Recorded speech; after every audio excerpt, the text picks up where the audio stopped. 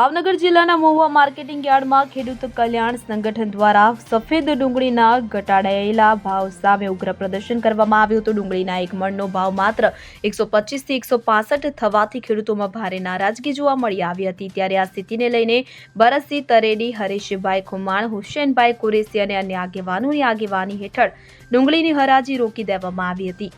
ભરતસિંહ તરેડીએ આક્રોશભર્યું વક્તવ્ય આપતા યાર્ડનું તંત્ર હરકતમાં આવ્યું અને સેક્રેટરી વિશાલભાઈ પાંચાણી ઘટના સ્થળે હાજર રહ્યા હતા। તો 1 કલાક સુધી ચાલેલી ચર્ચા બાદ સેક્રેટરી વિશાલભાઈ પાંચાણીએ ડુંગળીના ભાવ ₹201 મણ નક્કી કરવાનો નિર્ણય લેતા ખેડૂતોમાં ખુશી જોવા મળી આવી હતી। તો 1.5 કલાક બાદ ડુંગળીની હરાજી પુનઃ શરૂ થઈ અને નક્કી થયેલા ભાવ મુજબ વેચાણ શરૂ થયું હતું।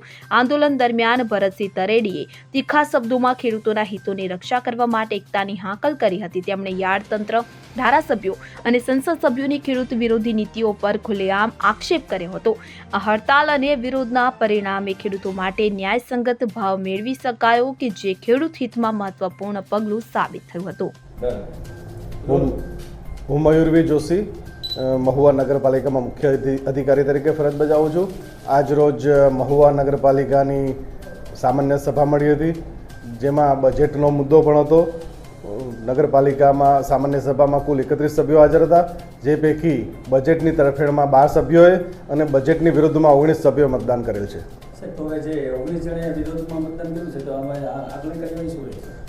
હું અમારા ઉપરી અધિકારી પ્રાદેશિક કમિશનરશ્રીને ભાવનગરને આ બાબતે જાણ કરીશ। સર, આપણે થોડા દિવસ પહેલા જે ચીફ એન્જિનિયરને જે સસ્પેન્ડ કરવામાં કયા મુદ્દે કરવામાં? હવે એ બાબતે અમારો ઓફિસનો મુદ્દો છે, હું અત્યારે કોઈ કોમેન્ટ આપી શકું। મુદ્દો તો હશે ને, કોઈ કારણ? અમીન પાયક સાથે CN24 ન્યૂઝ મહુવા। હવે જુઓ દેશ દુનિયાની તમામ ખબરો તમારી આંગળીના ટેરવે।